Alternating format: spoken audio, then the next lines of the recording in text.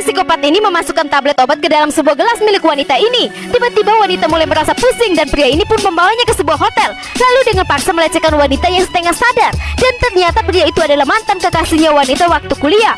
Pria ini menginginkan pengakuan cinta dari wanita. Meski setengah sadar, wanita ini terus memanggil nama Arjun. Hal itu membuat pria psikopat ini marah dan mencekik lehernya hingga wanita itu pun tewas.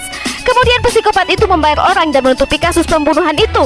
Mendengar kekasihnya dibunuh, Arjun yang marah menarik kabel yang melilit lehernya dan seketika membanting pria itu ke tanah. Obeng diambilnya dan sontak saja menusuk pria itu secara berulang kali hingga akhirnya psikopat itu pun tewas di tempat. Mengetahui kebenaran itu, Ibu Polwan mendatangi dokter yang dulu merawat kedua saudara kembar itu. Pak dokter mengatakan mereka bertengkar seperti anjing liar, namun mereka memiliki ikatan yang luar biasa. Saat salah satunya ada masalah, mereka berdua akan menghadapinya bersama. Ibu Polwan tampak kecewa dan tak percaya ia telah membebaskan penjahat. Rupanya saat mereka bertengkar, Suraj menahan Arjun lalu berbisik padanya sebagaimana dokter itu mereka juga akan gunakan metode yang sama di kasus ini.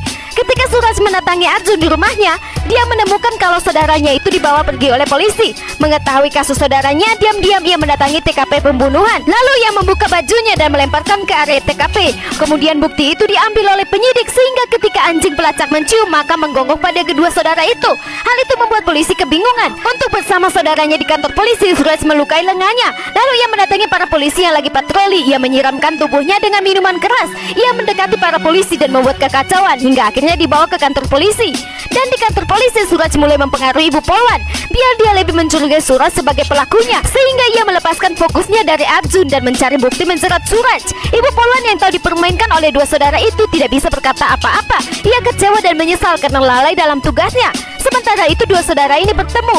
"Kenapa kau membantuku?" tanya Arjun. Suraj mengatakan semua itu karena ibu mereka. Jadi sebelum ibunya wafat, dia berpesan agar Arjun dan Suraj harus terus bersama selamanya apapun keadaannya. Arjun pun meneteskan air mata terharu. Dengan demikian film pun berakhir.